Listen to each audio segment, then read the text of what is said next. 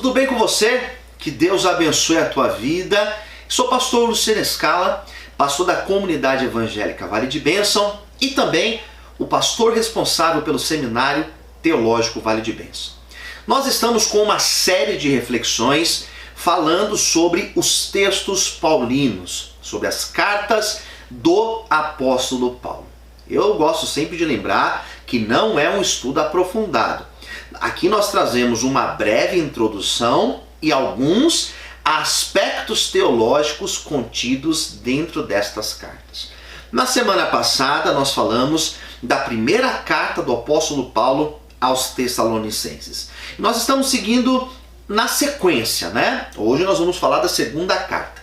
E falar da segunda carta do apóstolo Paulo é necessário lembrar da primeira carta. Na primeira carta, o apóstolo Paulo, ele escreve aproximadamente do ano 51 e 52 depois de Cristo, estando na cidade de Corinto. Esta segunda carta, possivelmente, alguns estudiosos vão dizer que possivelmente Paulo escreveu meses depois. E por que Paulo escreve num curto espaço de tempo? Ele escreve para esclarecer, para deixar mais claro alguns aspectos que na primeira carta ele apresentou e não ficou tão claro. Alguns vão até dizer que nesse intervalo de tempo a igreja foi perseguida, nesse intervalo de tempo uma falsa carta assinada por alguém se fazendo passar por Paulo circulou na igreja de Tessalônica e assim trouxe muita confusão. O assunto central da primeira carta foi a segunda vinda do nosso Senhor Jesus Cristo. E na segunda carta, novamente, ele vai tratar deste assunto.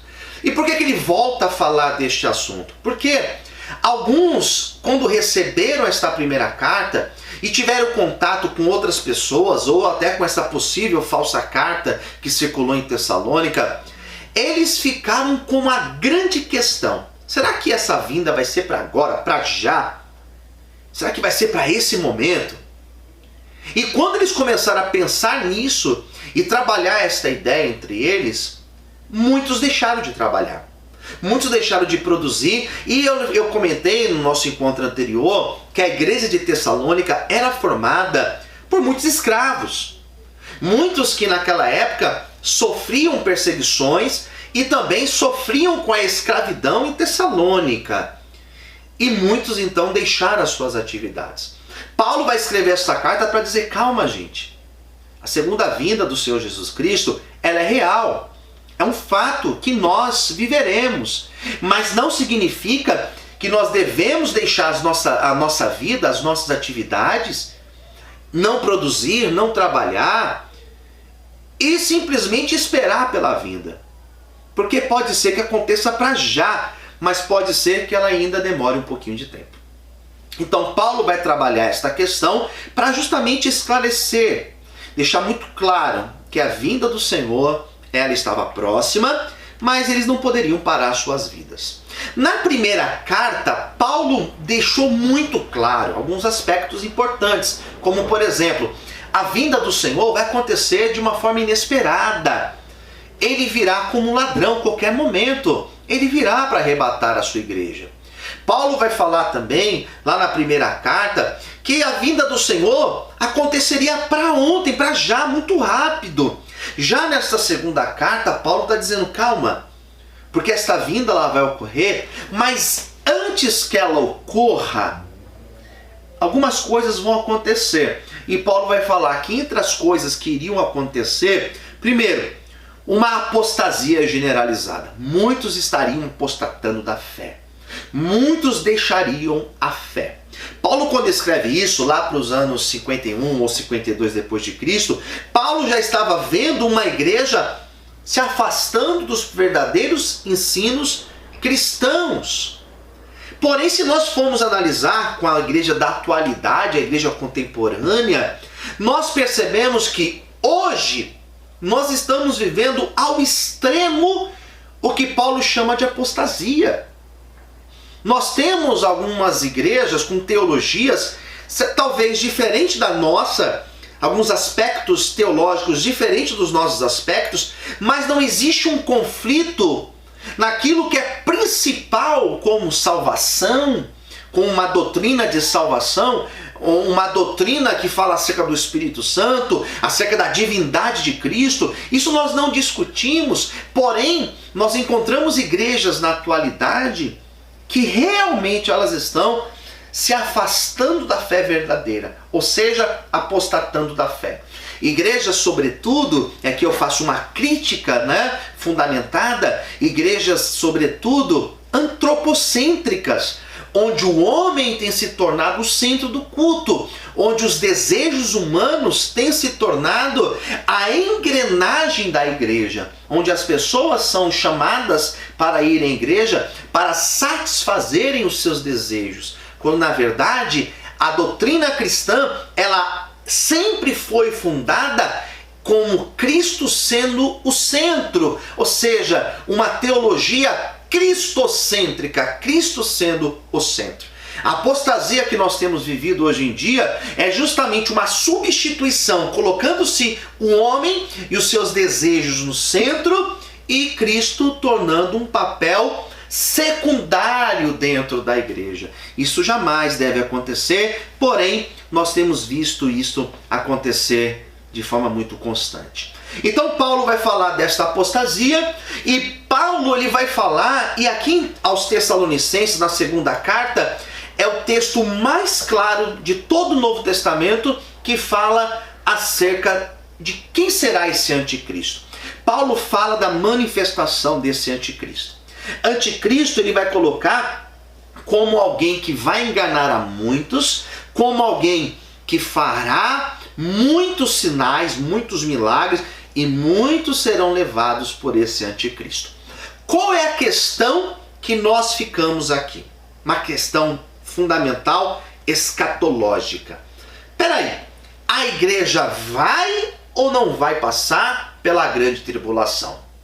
Percebe-se que quando você lê a primeira carta, Paulo deixa evidente, muito claro, que a igreja não está predestinada a passar pela grande ira. Nós entendemos, lendo a primeira carta aos Tessalonicenses, que a igreja não passa pelo período da tribulação. Porém, aqui na segunda carta, Paulo, ao falar da segunda vinda, ele coloca também, além da apostasia, ele coloca esse personagem aqui, o anticristo. E a dúvida fica, mas peraí, a igreja vai conhecer o anticristo? A igreja terá contato com o anticristo? A igreja pode ser enganada pelo anticristo?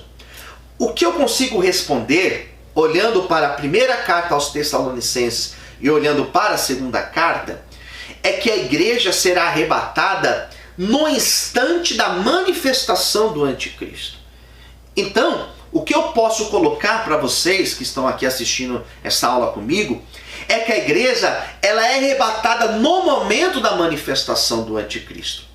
Ela vai passar pelo momento da apostasia, porque nós já estamos passando, mas a manifestação plena do anticristo nós não veremos, porque nós seremos arrebatados antes. Pode ser que ele já exista, pode ser que ele já esteja em nosso meio, mas a revelação plena do governo do anticristo ocorrerá no período da tribulação, período que teologicamente eu acredito que a igreja não passará.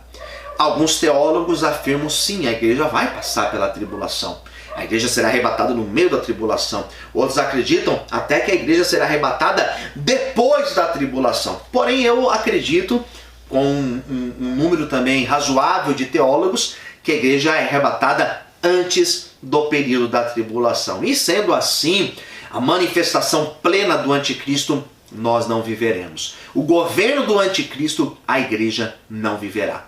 Esse é um aspecto que eu consigo entender olhando para a escatologia do apóstolo Paulo na primeira carta aos Tessalonicenses e também na segunda carta aos Tessalonicenses. Tá bom? Para a gente fechar aqui a nossa conversa de hoje, eu preparei um resuminho rapidinho dos 3 capítulos da segunda carta de Paulo aos Tessalonicenses. No primeiro capítulo, Paulo ele cumprimenta a igreja e ele faz elogios à igreja de Tessalônica e ele vai ensinar que os ímpios sentirão a vingança do Senhor, a ira do Senhor, no período em que ele chama da segunda vinda de Jesus Cristo. O período da tribulação é um período destinado aos ímpios, aqueles que não têm uma vida com Cristo. O capítulo 2, Paulo corrige essas falsas ideias acerca da segunda vinda. O que se fala é que naquela época, isso é um estudo paralelo, que naquela época uma falsa carta de Paulo percorreu naquela igreja. Então Paulo vai corrigir e ele vai dizer, pessoal, antes da vinda ocorrerá apostasia. E eu incentivo vocês a permanecerem fiéis a Jesus Cristo. E o capítulo 3, Paulo ele aconselha aos ímpios, ou melhor, a igreja, a não se portar como os ímpios. E ele também vai aconselhar que esses membros da igreja permaneçam trabalhando, permaneçam produzindo, ou seja, permaneça com a vida de vocês. Viva a esperança, a expectativa, muitos escravos naquela igreja. Então ele dizia, permaneça trabalhando, as tribulações vão passar. Mas olha, não se canse de fazer o bem. Permaneça fazendo o bem. Porque o nosso Senhor Jesus Cristo virá para arrebatar a sua igreja. Que nós estejamos prontos para esse grande dia. Eu espero que esta aula de hoje tenha contribuído um pouco para que você possa conhecer um pouquinho mais também da segunda carta de Paulo aos Tessalonicenses. Eu recomendo você continuar estudando, pesquisando e se aprofundando nesse estudo das cartas paulinas e também que você se inscreva no nosso canal no YouTube, Comunidade Evangélica Vale de Bênção. Também ative as notificações e assim que eu colocar uma novidade aqui, você recebe em primeira mão. Que Deus te abençoe e até o nosso próximo encontro.